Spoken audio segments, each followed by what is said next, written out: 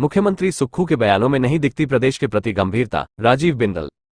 4 जून को सुपरहिट होगी भाजपा की फिल्म ऐसी कौन सी उपलब्धि जिसे लेकर जनता के बीच जाएंगे मुख्यमंत्री।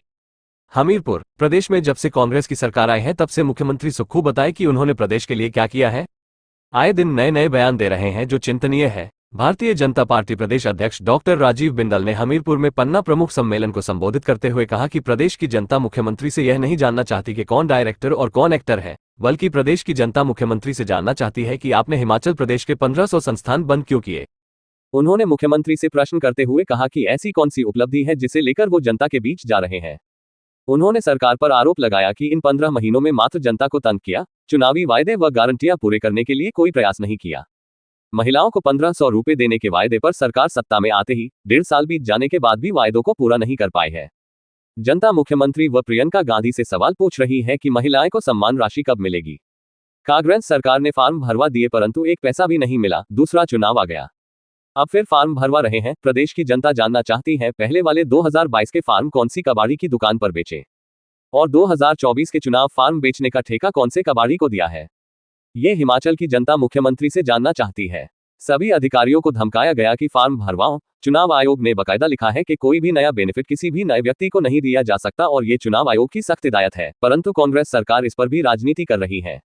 इनके नेता खुले मंचा पर बयानबाजी करते रहे और कहते रहे कि 1 होला तो 1500, 2 होला तो 3000, 3 होला तो 4500, 4 होला तो 6000, परंतु आज कांग्रेस पार्टी के लोग मुख्यमंत्री के दाएं बाएं ढिंगा चिका कर रहे हैं। उन्होंने कहा कि हिमाचल की जनता कांग्रेस से जानना चाहती है कि पहली कैबिनेट में 1 लाख बेरोजगार युवकों को नौकरी देंगे, वो नौकरी कहाँ गई। नौकरी तो दूर परंतु नौकरी देने वाले संस्थान ही बंद कर दिए। और विधानसभा सत्र के दौरान मुख्यमंत्री इस बात से ही पलट गए कि उन्होंने पहले साल में 1 लाख सरकारी नौकरियां देने का वायदा जनता से किया था। ऐसे में जनता इन पर क्यों विश्वास करे। कांग्रेस ने सत्ता में आते ही 10,000 कोविड कर्मियों को नौकरी से बाहर कर दिया। आज तक एक भी युवा को रोजगार देने में ये सरकार नाकाम रही है। उन्होंने कहा कि प्रदेश पर आए दिन आर्थिक बोझ डालने का कार्य ये सरकार कर रही है। 25,000 करोड़ रुपए का कर्ज 1.5 साल में ले लिया, लेकिन विकास के नाम के ऊपर 1 फूटी कौड़ी खर्च नहीं की। उन्होंने कहा कि कांग्रेस सरकार ने सत्ता में आते ही 16 महीना का समय सिर्फ भाजपा को गाली देने में बिता दिया और चुनाव भी बीजेपी को गाली देकर के ही लड़ रहे हैं।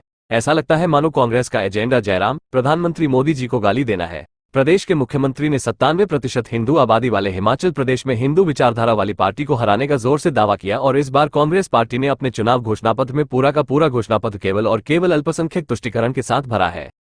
कहीं पर भी हमारे मन में अगर विकृति आती है, हमारे मन के अंदर कोई संशय आता है, मन के अंदर कोई शंका आती है, ऐसे में हम मन से, आत्मा से कमजोर हो जाते हैं। हमारा भारतीय जनता पार्टी का कार्यकर्ता मन से मजबूत है, आत्मा से मजबूत है। हम राष्ट्र के लिए, देश के लिए और देश हित के लिए जीते हैं। इसलिए हम जहां भी जाएंगे वहां पर प्रदेश के लिए और देश के लिए, अनुराग जी के लिए और राजेंद्र जी के लिए कमल के बटन के लिए वोट मांगेंगे। बोलिए जय जय श्री राम, जय जय श्री राम।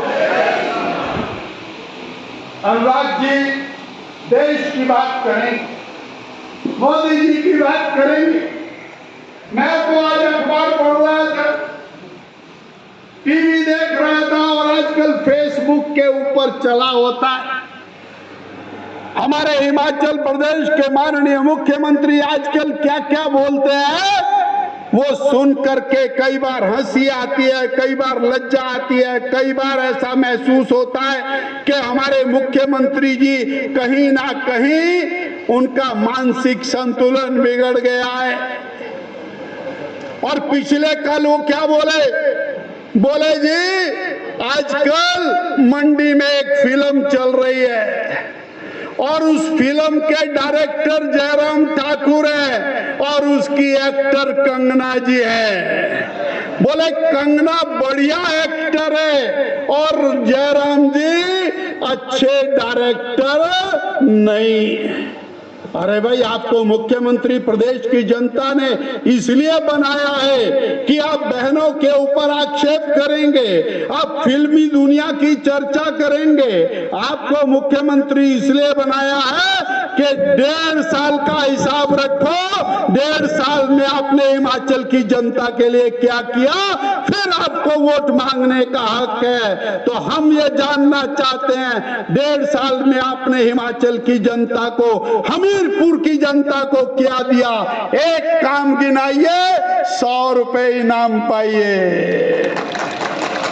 एक भी काम नहीं किया।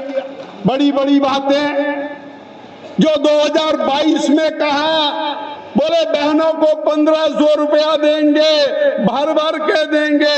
एक इनका नेता है, उसने बोला 1 होला तो 1500, 2 होला तो 3000, 3 होला तो 4500, 4 होला तो 6000।